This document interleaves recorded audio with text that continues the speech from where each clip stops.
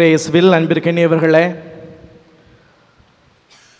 நவநாளுடைய இரண்டாவது நாளாக இன்று நம்முடைய புனிதரை பற்றியும் இன்றைய இறைவார்த்தையும் பகிர்ந்து கொள்ள உங்களோடு இந்த வேளையில் இன்னைக்கு தலைப்பு என்னன்னு பார்த்துட்டு வந்தீங்களே யாராவதும்? அன்பியங்கள் எல்லாருமே என்னத்தை வாசிக்கணும், நான் மன்றாட்டு வாசிக்கணுமா இல்லை முன்னுரை வாசிக்கணும் பிஸியாக இருந்தீங்க. யாராவது ஒருவர் இன்றைக்குள்ள தலைப்பு என்னன்னு பார்த்துட்டு வந்தீங்களா? அருளானந்தனுடைய தியாகமும் விசுவாசமும். எது முதல்ல வந்தது? இந்த கோழிலேருந்து முட்டை வந்ததா? அது மாதிரி தியாகம் முதல்ல வந்ததா, விசுவாசம் முதல் வந்ததா? அருளானந்தருக்கு எது முதல்ல வந்தது? தியாகம் வந்தது. எப்படி தியாகம்னு சொல்கிறீங்க? ஒருத்தரை நீங்கள் நம்பினா தான் அவங்களுக்காக என்ன பண்ணலாம்? உயிரை கொடுக்க முடியும். ஒருத்தர் நீங்கள் ஏற்றுக்கொண்டால்தான் நீங்கள் அவரோட சேர்ந்து வாழ முடியும். இது ரெண்டுமே இல்லாமல் தியாகம் முதல்ல வராது. ஆக முதல்ல என்ன வந்திருக்கணும்? விசுவாசம் வந்திருக்கணும், அதுக்கப்புறம் தியாகம் வந்திருக்கணும். அதனால் இப்போ உங்களோட சண்டை போட வரல, நம்முடைய நம்பிக்கையில் ஒரு சண்டையை போடலான்னு தான் இந்த மறையுரை. எத்தனை தமிழ் ஆசிரியர்கள் இருக்கிறீங்க? தமிழ் ஆசிரியர்கள். ஆனால் எல்லாருக்கும் தமிழ் தெரியும், அப்படி தானே? அது ஒரு உண்மை. திருவிழா அப்படின்னா என்ன? இந்த வார்த்தை திருவிழா அப்படின்னா என்ன? இந்த வார்த்தை என்ன? எல்லாம் அமைதியாயிட்டீங்க. 10 நாளுக்கு வேணா நல்லா கொண்டாடன்ட்டு நோட்டீஸ் அடித்தாச்சு. நேற்று பிஷப் வந்து சிவகங்கை மறைமா டாயர் கொடியேற்றி வச்சாச்சு. இன்னும் 10 நாள் ஒரே மன்றாட்டு முன்னுரை, விளக்கேற்றுறது, மாலை போடுறேன்னு சொல்லி எல்லாமே இருக்கும். இதுதான் திருவிழாவா? இல்லை கோயிலை சுற்றி நம்ம சீரியல் போட்டோம், நம்மளும் புது புது துணி வாங்கி வச்சுக்கிட்டாச்சு, திருநாளுக்காக வெயிட் பண்ணிகிட்டு இருக்கோம். எது திருநாள்? திருவிழான்னா என்ன? புனிதருடைய விழாவை கொண்டாடுவது. அது லாஸ்டில் வச்சுக்கலாம். வேற அர்த்தம் ஏதாச்சும் இருக்குதா? அவருடைய மகிமை பற்றி நினைவுபடுத்துவது. தமிழில் அந்த வார்த்தையை நம்ம நினச்சி பார்த்தோங்களேன், திரு விழா. இந்த 2 வார்த்தை பிரித்து எழுதுனா எப்படி எழுதுவீங்க? திரு கூட்டல் விழா. மாற்றி போட்டிங்கன்னா விழாதிரு. சிம்பிள் இல்லையா? அப்படின்னா ஒரு திருவிழா என்பது நம்முடைய வாழ்க்கையிலே கடவுள் நமக்கு 365 நாட்களை கொடுத்திருக்கிறார். ஒவ்வொரு பங்கிற்கும் ஒரு புனிதரை நாம் நம்முடைய தலைவராக, இந்த குடும்பத்தினுடைய தலைவராக ஏற்றுக்கொண்டிருக்கிறோம். அவருடைய அன்பிலும் அவருடைய பாதுகாப்பிலும் அவருடைய பராமரிப்பிலும் இந்த ஓராண்டு காலம் வாழ்ந்திருக்கிறோம். மீண்டுமாக ஒரு புதிய ஆண்டிலே இந்த புனிதருடைய அருள் துணை வேண்டி கடவுள் இந்த புனிதர் வழியாக நமக்கு பல்வேறு அருள் வளங்கள் தர வேண்டும் என்று சொல்லி ஓராண்டு நடந்ததை நினைவுபடுத்தி நன்றி கூறி விழுந்த இடங்களெல்லாம் சரி செய்து கொள்வதற்காகத்தான் இந்த திருவிழா. இதுதான் உண்மையிலே நாம் புரிந்து கொள்ள வேண்டிய ஒரு செயலாக இந்த நாட்களில் இருக்க வேண்டும். திருவழிபாட்டிலே 3 வகையான பிரிவுகளில் இந்த விழாக்களை நினைவு பார்த்தோம் என்று சொன்னால், புனிதரை நினைவு கூறுவார்கள். அதனால் இதனை நினைவு நாள் என்று சொல்வார்கள். அதனால் அன்னைக்கு மட்டும் என்ன பண்ணுவாங்க? அந்த புனிதருடைய பற்றி ஒரு சிறிய மறையுரை மட்டும் வைப்பாங்க. ஆனால் பெரிய ஆடம்பரமாக எந்த ஒரு செயல்பாடும் இருக்காது இந்த வழிபாட்டிலே. ஆனால் திருவிழா என்று சொல்லுகின்ற பொழுது கொஞ்சம் ஒரு படி உயரமாக போயிட்டு கொஞ்சம் மன்றாட்டு இருக்கும், கொஞ்சம் என்ன புது புதுவான செயல்பாடுகள் வழிபாட்டிலே நீங்கள் ஏறெடுப்பீர்கள். பெருவிழா என்று பார்க்கின்ற பொழுது அதுதான் தலைமையான மிகப்பெரிய விழாவாகவும் திருவழிபாட்டு காலங்களில் நாம் கொண்டாடுகிறோம். ஆக ஒவ்வொரு மனிதனும் தன்னுடைய வாழ்க்கையை நினைவு நாளாக கொண்டாட வேண்டும். ஒவ்வொரு நாளும் நான் இந்த உலகிலே கடவுளால் படைக்கப்பட்டிருக்கிறேன். இந்த படைப்பினுடைய முதலும் முடிவும் நோக்கம் என்னவென்று சொன்னால், நான் கடவுளை அறிந்து அன்பு செய்ய வேண்டும். இதை நினைந்து நினைந்து நாம் ஒவ்வொரு நாளும் கொண்டாடுகின்ற பொழுது நம்முடைய வாழ்வு ஒரு திருவிழாவாக மாறும். இந்த திருவிழா நமக்கு பெருவிழாவாக மாற வேண்டும் என்று சொன்னால், அதே போல் தமிழில் பெருவிழா மாற்றி போட்டிங்கன்னா விழாவை பெருக்கு. நம்முடைய வாழ்க்கையில் விழா பெருக வேண்டும் என்று சொன்னால் இந்த திருவிழாவும் தேவை, இந்த நினைவு நாளும் தேவை. ஆக நம்முடைய இந்த கிறிஸ்துவ வாழ்க்கையிலே இந்த 3ம் இணைந்தால் மட்டும்தான் ஒரு மனிதனுடைய அந்த புனிதத்திற்கான முதல் படியாக இந்த திருநாட்கள் இருக்கிறது. இதைத்தான் முதல் காரணமாக இந்த 10 நாட்களிலே நீங்கள் உணர்ந்து கொள்ள அழைக்கப்படுகிறீர்கள். இரண்டாவதாக, இந்த உலகத்தில் எவனோ ஒருத்த விற்கிறான், எவனோ ஒருத்த வாங்குறான். இது நடக்குதா நடக்கலையா? நடக்குதா நடக்கலையா? இந்த உலகத்தில் யார் விற்கப்படுகிறார், யார் வாங்கப்படுகிறார் நினைக்கிறீங்க? இந்த உலகத்தில் ஏதோ ஒருத்தங்க விற்கிறாங்க, ஏதோ ஒருத்தர் வாங்குறாங்க. இது எல்லாருக்கும் தெரிஞ்ச ஒரு உண்மை. இந்த உலகத்தில் இப்பொழுது யார் விற்கப்படுகிறார், யார் வாங்கப்படுகிறார்? என்ன ஃபாதர், மறுபடியும் இந்த கோழியிலேருந்து முட்டை வந்த மாதிரி மறுபடியும் அதே மாதிரி கேள்வி கேட்குறீங்க, யோசிக்கிறீங்களா? உண்மையிலே இந்த உலகத்தில் நாம் விற்கப்படுகிறோம், மீண்டும் நாமே நம்மை வாங்கிக் கொள்கிறோம். எப்படின்னு புரியுதா? ஒரு உதாரணம். இது நடந்ததாக ஒரு 3 நாட்களுக்கு முன்பாக ஒரு அருட்தந்தையோடு நாங்கள் பேசி கொண்டிருந்தோம். ஒரு 4 நாட்கள் முன்பாக தான் எங்களுடைய பங்கிலே பங்கு திருவிழாவானது முடிந்தது. அப்பொழுது அந்த மறையுரைக்கு வருவதற்கு முன்பாக, ஃபாதர் நீங்கள் எனக்கு என்ன மறையுரை வைக்க போகிறீங்கன்னு கேட்கும்போது அவர் எங்களிடம் சொன்ன ஒரு உண்மை இது. அவர் ஒரு பெரிய கல்லூரியிலே முதல்வராக இருக்கிறார். அவர் முதல்வராக அந்த பொறுப்பை ஏற்றவுடன் அவருடைய அறைக்கு சென்று அவருடைய அனைத்து கொண்டு வந்த ட்ரெஸ் எல்லாத்தையும் எடுத்து வச்சுட்டு இருக்கிறார். அறையெல்லாம் ரெடி பண்ணி முடிச்சுட்டு குளிக்க போகலன்னு பார்த்தோன்னா சோப்பு கொண்டு வர மறந்துடுறாரு. சோப்பு வாங்குறதுக்காக கடைக்கு போகிறாரு. அந்த கல்லூரிக்கு அருகில் இருக்க கடைக்கு போயிட்டு ஒரு சோப்பு, அவர் மெடிமிக்ஸ் சோப்பு போட்டு குளிப்பாராம், அதனால் அந்த மெடிமிக்ஸ் சோப்பு வாங்க போகிறாரு. அந்த கடையில் போயிட்டு அந்த மெடிமிக்ஸ் சோப்போட விலையை கேட்டால் 47 ரூபாய் 50 காசு என்று அந்த கடைக்காரர் அவரிடம் கொடுக்கிறார். ஃபாதர் எல்லாம் நம்ம படித்தவங்களை என்ன பண்ணுவோம், வாங்கினோன்னே எங்கே இந்த RS ரூபி எங்கே போட்டுருப்பான் திருப்பி திருப்பி உண்மைக்குமே இவன் என்ன பண்ணுறான் கரெக்டாக கொடுக்குறான்னு திருப்பி திருப்பி பார்த்துருக்கிறாரு. அதில் எத்தனை ரூபா போட்டிருந்துச்சுன்னா 45 ரூபாய் மட்டும் போட்டிருந்ததான். உடனே இந்த சாமியார் படிச்சுட்டுருக்கிறாரு, முதல்வர் வேற, அங்கே பிஸ்னஸ் சண்டை போட ஆரம்பிக்கிறார். இந்த 2000 ரூபாய் எங்கே போகுது, எனக்கு இந்த 2000 ரூபாய் எங்கே போகுது, கண்டிப்பாக தெரிஞ்சாகணும். கிட்டத்தட்ட ஒரு 15 நிமிடம் வாக்குவாதமாம். வாக்குவாதத்தின் இறுதியிலே அந்த கடைக்காரன் சொன்னாராம், இனிமேல் என் கடை பக்கத்திலே திரும்பி வந்துடாத, உனக்கு சோப்பே இல்லை அப்படின்னு சொல்லிட்டு என்ன பண்ணுறாரு, உனக்கு நல்ல சோப்பு வேணுன்னா ஒரு 2 கிலோமீட்டர் நடங்க, ஸ்மார்ட் பஜார் இருக்குது, போய் வாங்கிட்டு வாங்கன்னு சொல்லிட்டு அனுப்பி விட்றாரு. 2 ரூபாய் 50 காசுகளை கொடுக்க மறுத்துவிட்ட இந்த தந்தையானவர் 2 கிலோமீட்டர் நடந்து செல்கிறார். எதுக்காக? சோப்பு வாங்கிறதுக்காக. சோப்பு வாங்குறதுக்கு அந்த ஸ்மார்ட் பஜாருக்குள்ளே போயாச்சு. ஸ்மார்ட் பஜாருக்குள்ளே போனோன்னே முதல்ல யார் நிற்பா? 2 இளம் பெண்கள் நிற்பாங்க. வாங்க வாங்க, கடைக்கு வாங்க, வாங்குறதுக்கு வாங்கன்னு சொல்கிற மாதிரி, ஆஃபீஸ் ரூமுக்கு வாங்க மாதிரி என்ன பண்ணுறாங்க எல்லாரும், வாங்க வாங்கன்னு வரவேற்றோன்னே ஃபாதருக்கு ரொம்ப மகிழ்ச்சி. என்ன வாங்க வந்திருக்கிறீங்க? சோப்புன்னையும் நம்ம சூப்பர் மார்க்கெட் போனால் அந்த சோப்புடைய வரிசையை அடுக்கி வச்சுருப்பாங்க. அந்த அம்மா சொல்லுது, இன்டர்நேஷ்னல் லக்ஸ் இருக்குது, அப்புறம் சிந்தால் சோப்புன்னு வரிசைக்கு எல்லாம் கட்டிக்கிட்டு இருக்கிறாங்க. ஃபாதருக்கு என்ன தேவை, என்ன சோப்பு வேணும்? மெடிமிக்ஸ் சோப்பு வேணும். உடனே ஃபாதர் மெடிமிக்ஸ் சோப்பை எடுக்க போனோன்னையும் அந்த அம்மா சொன்னிச்சு, இந்த சோப்பில் நாய் தான் குளிக்கும் அப்படின்னு சொன்னோன்னையும் ஃபாதருக்கு ஒரே என்னாச்சு, இந்த சோப்பை நம்ம வாங்கிட்டோன்னா நம்மளுடைய மானம் போச்சுன்ட்டு எந்த சோப்பு வாங்கலான்னு யோசிச்சிட்டே இருக்கும்போது மெடிமிக்ஸில் லிக்யூடு இருக்குது, பாடி லோஷன் இருக்குது, அதை வாங்குறதுக்காக அங்கே பக்கத்தில் போய் நிற்கிறாரு. அந்த அம்மா சொன்னிச்சு, நீங்கள் இது 1 எடுத்தீங்கன்னா 250 ரூபா, 2 நீங்கள் வாங்கினீங்கன்னா எவ்வளவு? 400 ரூபா தான், டிஸ்கவுண்ட் இருக்குது, வாங்கிக்கிறீங்களான்னு கேட்கும்போது எவ்வளோ காசுப்படலாம், 2 ரூபா 50 பைசா கொடுக்க யோசிச்சால் என்ன பண்ணுறாரு, 400 ரூபா கொடுத்து 2 பாட்டிலு பாடி லோஷன் வாங்க ஆசைப்படுறாரு.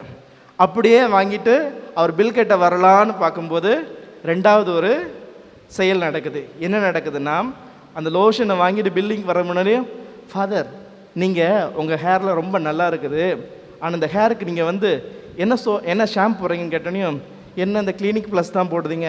ஆமாம் ஃபாதர், நீங்கள் கிளினிக் ப்ளஸ் போட்டால் தலை நல்லா க்ளீன் ஆயிரும், அதனால் அதை போடாமல் ஒரு ஷாம்பு வந்திருக்குது, அதை நீங்கள் வாங்கி ட்ரை பண்ணுங்கன்னு சொன்னோன்னையும் அதுக்கு சொல்கிறாங்களா, ஒரு பாட்டில் 450 ரூபா, 2 பாட்டில் நீங்கள் வாங்கினீங்கன்னா 800 ரூபா. உடனே ஃபாதர் கால்குலேட் பண்ணிவிட்டு என்ன பண்ணுறாரு, 2 பாட்டில் வாங்கிடுறாரு. இப்படியாக அவர் 2 பாட்டில் வாங்கிட்டு மீண்டும் அவர் இங்கே வர்றாரு, பில் போட வந்துடலான்னு வர்றாங்க. வருவதற்கு முன்பாக, ஃபாதர் உங்கள் ஸ்கின் எல்லாம் கொஞ்சம் உடஞ்சி போயிடுச்சு, நீங்கள் தேங்காய் எண்ணெயை தேய்க்கிறீங்க? ஆமாம், அதெல்லாம் தேய்ச்சிங்கன்னா அதெல்லாம் எருமாட்டுக்கு தான் தேய்ப்பாங்க, அப்போல்லாம் தேய்க்கலாமா, கையில் நல்லா வலுவலுன்னு இருக்க வேண்டாமா அப்படின்னு சொல்லிட்டு அந்த பொண்ணு என்ன பண்ணுது, இங்கே ஒரு பாடி லோஷன் மாதிரி இன்னொன்று இருக்குது, அதை நீங்கள் தடவி பாருங்களேன் அப்படின்னு சொல்லிட்டு கூட்டிகிட்டு போகிறாங்க. அந்த பாடி லோஷனோட விலை ஒரு பாட்டில் 1250 ரூபா. நீங்கள் 1 வாங்கினீங்கன்னா 1090 ரூபா, 3 வாங்கினீங்கன்னா 3000 தான் அப்படின்னு சொல்லிட்டு கிட்டத்தட்ட ஒரு 7,000 8,000 வரைக்கும் பில்லை தீட்டியாச்சு. எதுக்காக கடைக்கு போனார்? ஒரு சோப்பு வாங்க போனார். கடையில் எவ்வளோக்கு சண்டை போட்டார்? 2 ரூபா 50 பைசாக்கு சண்டை போட்டால் எத்தனை ரூபாய்க்கு பில்லு கட்டிட்டு வந்தார்? 8,000 ரூபாய்க்கு. ஆக இந்த சமுதாயத்தில் ஏதோ ஒரு வகையிலே நாமும் விற்கப்படுகிறோம், அதே நேரத்தில் நாமும் வாங்கப்படுகிறோம். இதுதான் இந்த நுகர்வு கலாச்சாரத்தில் மனிதன் படுகின்ற பெரும் கஷ்டமாக இருக்கிறது. நாமே அறியாமலேயே நம்முடைய பிரஸ்டிஜ் பெயரும், நம்முடைய தகுதி பெயரும், நம்முடைய இழப்பு பெயரும் என்று சொல்லி நாம் மற்றவர்களுக்கு முன்பாக நம்மை நிலைப்படுத்த ஆசைப்படுகிற பொழுது எதில் நிலைப்படுத்த ஆசைப்படுகிறோம்?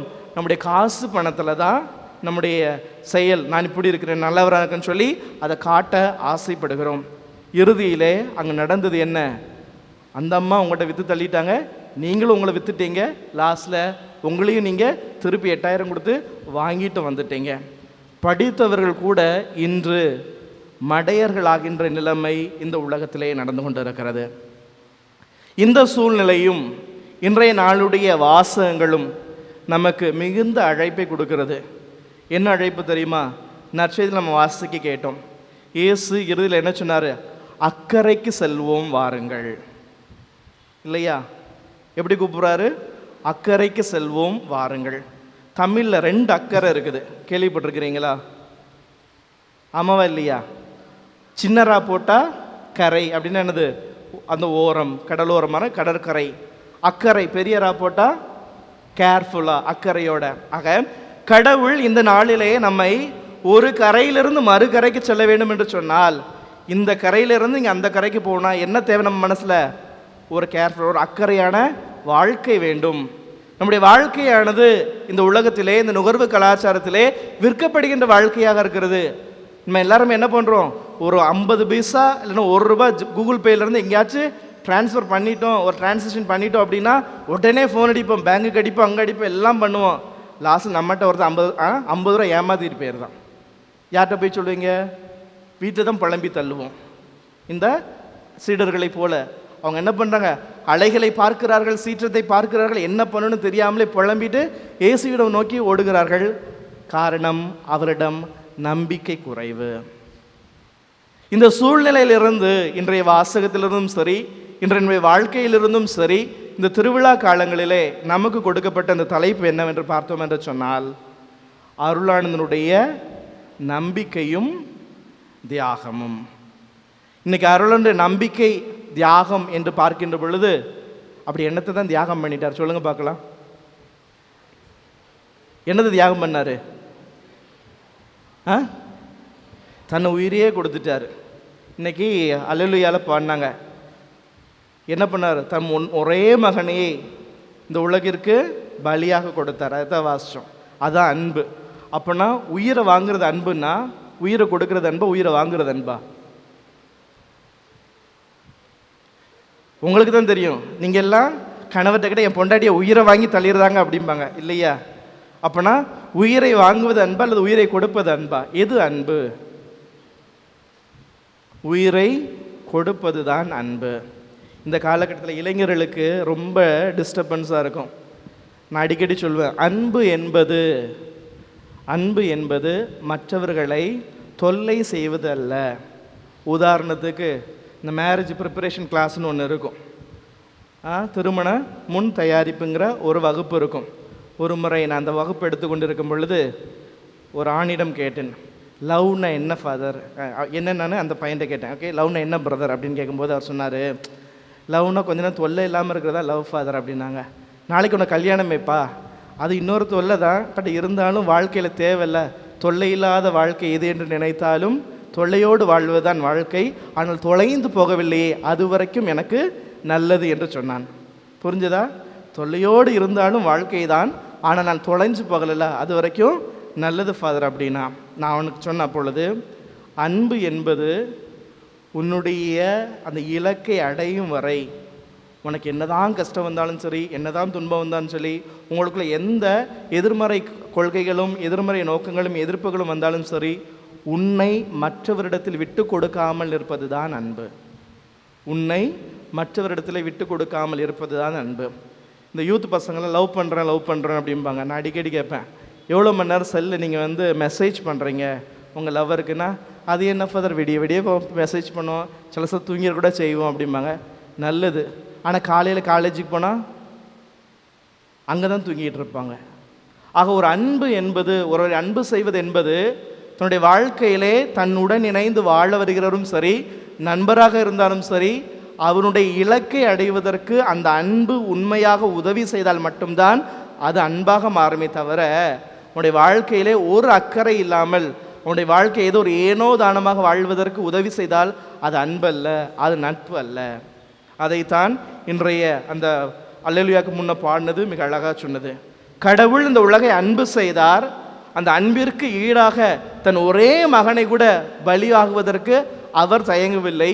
காரணம், அந்த அன்பு கள்ளம் கபடமற்ற அன்பு, அந்த அன்பு குறையில்லாத அன்பு, அந்த அன்பு வாழ்வை கொடுத்தது. அப்பேற்பட்ட அன்பை நம்முடைய புனிதர் என்ன செஞ்சாரு?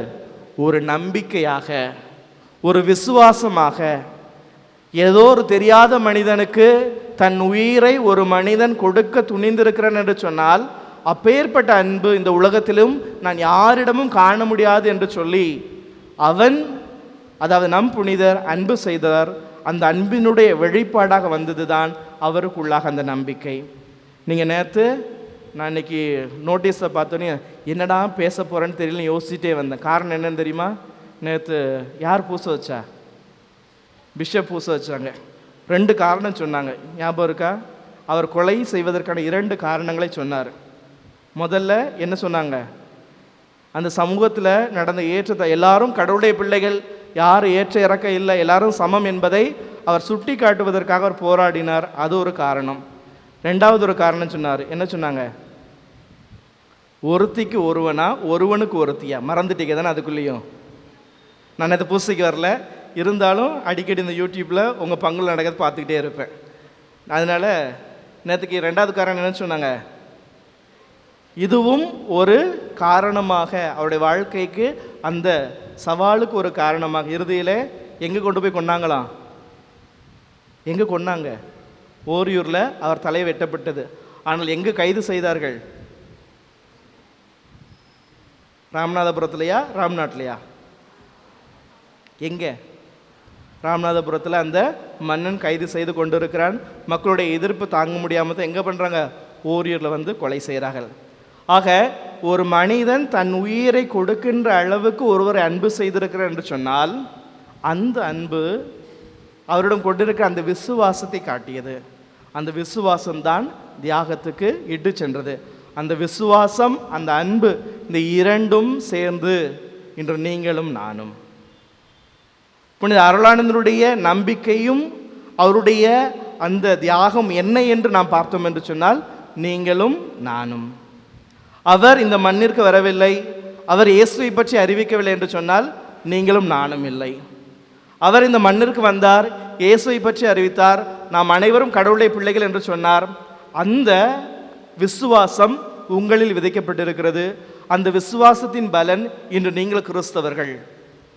இதைத்தான் நாம் புரிந்து கொள்ள வேண்டும். நம்ம நிறைய யோசிக்க கூடாது.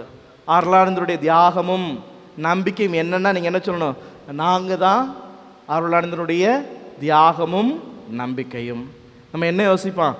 அருளானந்தர் என்ன பண்ணார், அவர் என்ன பண்ணார், தமிழை படிச்சுக்கிட்டார், அங்கே போனார், இங்கே போனார், அவர்கிட்ட போய் சண்டை போட்டார், இது பண்ணார். அதை விட நம்முடைய நினைவுக்கு முதலில் வர வேண்டும் என்னது? நாங்கள், நம்முடைய இன்றைய நாம் கொண்டாடிய இந்த நம்பிக்கை நமக்கு கொடுக்கப்பட்டது என்று சொன்னால் அவருடைய இந்த தியாகமும் நம்பிக்கையும் தான்.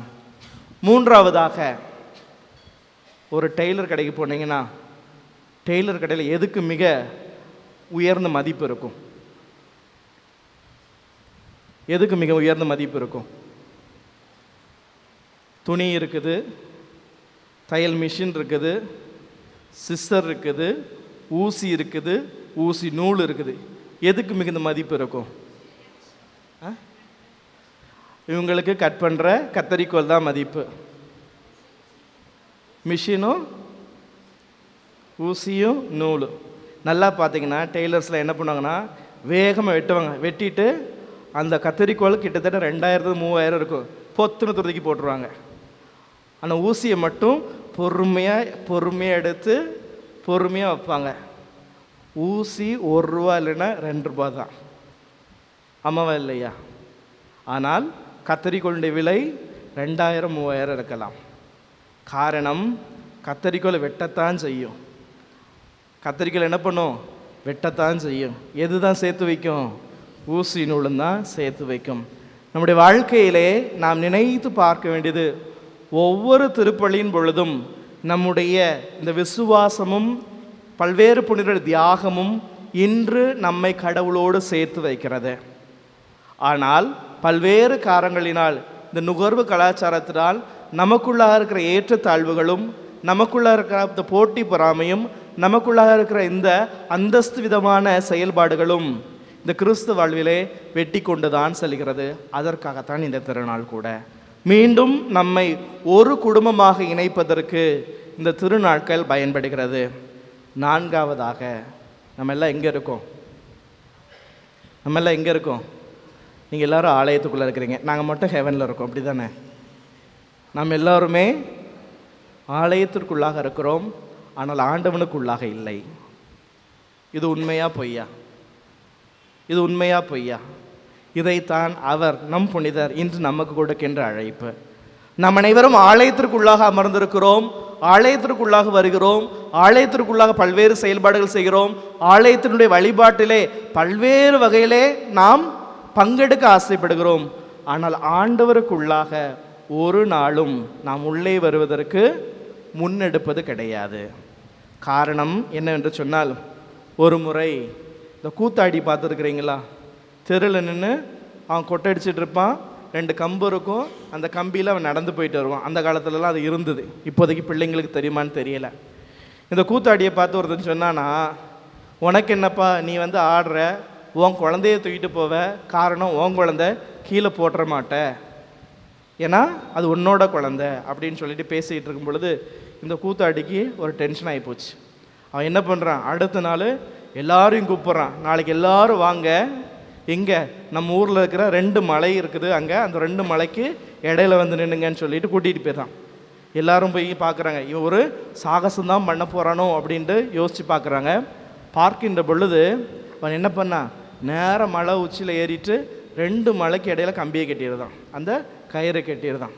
அப்பொழுது அவன் கூப்பிட்டானாம், யாராவது என்னை நம்பினீர்கள் என்று சொன்னால் என்ன கூட வாங்க, நான் உங்களை தூக்கிட்டு போகிறேன் அப்படின்னு சொன்னால் ஒருத்தரும் போகலையா. காரணம் என்ன?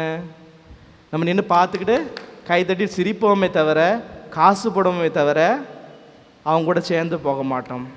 புனிதர்களும் இன்று அப்படித்தான். நமக்கு புனிதர்கள் என்ன பண்ணுவாங்க, வாங்க இயேசுவோடு சேர்ந்து நடக்கலாம், நான் செய்த தியாகம், நான் செய்த கற்றுக்கொண்ட நல்ல பண்புகள், நான் செய்கின்ற ஒவ்வொன்றும் கடவுளிடமிருந்து கற்றுக்கொண்டது தான், அது கடினமானது தான், இருந்தாலும் புனிதத்திற்கான வழி என்று நமக்கு கற்றுக் கொடுக்க அவர்கள் அழைக்கின்ற பொழுது, நீங்கள் அங்கேயே இருந்துக்கோங்க, நாங்கள் இங்கேயே இருந்துக்கிட்டோம், சிரிச்சுக்கிறோம், காசு போட்டுட்டு போயிருந்தோம். இதுதான் நடக்கிறது நம்ம ஆலயத்தில் கூட. வருவோம், காணிக்கப்பட்டியை தேடுவாங்க. நல்லா பாருங்கள், வேளாங்கண்ணிக்கு போனாலும் சரி, பல்வேறு புனித தலத்துக்கு போனாலும் சரி, நேராக கோயிலுக்குள்ள வருவோம், 2 நிமிஷம் முட்டிங்கால் போட்டு ஜெபிப்போம், அப்புறம் என்னத்தை தேடுவோம், இந்த காணிக்கப்பட்டியை தேடுவோம். எதுக்கு? காசு போட்டுட்டு போயிடும், கடமை முடிந்தது. நம்ம ஒவ்வொரு ஆலயத்திற்குள்ளாக செல்கின்ற பொழுது அந்த ஆலயமும் அந்த ஆலயத்தில் வைக்கப்படுகின்ற அந்த புனிதருடைய வாழ்க்கையும் நமக்கு சுட்டி காட்டுவது ஒன்றே ஒன்றுதான். இந்த ஆலயம் 4 சுவர்களால் எழுப்பப்பட்டிருக்கிறது, உன்னுடைய இதயமோ சதையினால் எழுப்பப்பட்டிருக்கிறது. கடவுள் உன்னோடு வாழ வருகிறார். உன்னோடு வாழ வருகின்ற கடவுளுக்கு நீ எந்த விதத்திலே அவரோடு இணைந்து வாழ நீ உன்னிடத்திலிருந்து அந்த ஆசையை வளர்த்து கொள்ளப் போகிறாய். இதுதான் இந்த காலகட்டத்திலே நாம் கற்றுக்கொள்ள வேண்டிய பாடம்.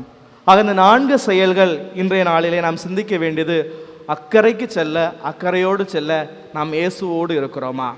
நாம் இயேசுவோடு இருக்க வேண்டும், அவரோடு பயணிக்க வேண்டும் என்பதற்காக நம்முடைய புனிதர் தன்னுடைய வாழ்க்கையும் நம்பிக்கையும் தியாகத்தையும் நன்முன் வைத்திருக்க சென்றிருக்கிறார். நாம் தான் அந்த தியாகத்திற்கும் அந்த விசுவாசத்திற்கும் உள்ள பலன். இந்த பலனானது கடவுளுக்கு உகந்த காணிக்கையாக மாற வேண்டும் என்று சொன்னால் இந்த புனிதரை பின்பற்றி நாம் மீண்டும் அவருடைய வழியிலே நடக்க வேண்டும். மேடோ பள்ளமோ, உயர்வோ தாழ்வோ, வீழ்ச்சியோ எழுச்சியோ எதுவாக இருந்தாலும் சரி, கடவுள் கைவிட மாட்டார் என்கிற நம்பிக்கை நமக்குள்ளாக வந்தால் மட்டுமே நாம் ஆண்டவரோடு வாழ முடியும். இல்லை என்று சொன்னால் அரைகுறை மனிதராக, ஆலயமாக ஓடுகின்ற மனிதராக, எங்கெல்லாம் காணிக்கப்பட்டிருக்கோ காசு போடுகின்ற மனிதராக, எங்கெல்லாம் கெபி இருக்கோ மெழுதிரி ஊதுபத்தி ஏற்றி வச்சுக்கிட்டு, நான் அன்றைக்கி ஊதுபத்தி ஏற்றி வச்சுட்டேன், நாளைக்கு என் வீட்டில் எந்த பிரச்சனையும் இருக்கக்கூடாதுன்னு சண்டை போடுகின்ற மனிதராக வாழப்போகிறோமா? அல்லது நாம் அனைவரும் கடவுளுடைய பிள்ளைகள், என் தந்தை நான் என்ன கேட்டாலும் கொடுப்பார் என்கின்ற அந்த பாசமான நம்பிக்கை நம்மில் வளர்கிறதா? தொடர்ந்து ஜெபிப்போம். இந்த நாட்களிலே இறையருள் நம்மை நிறைவாக நிறைக்கட்டும்.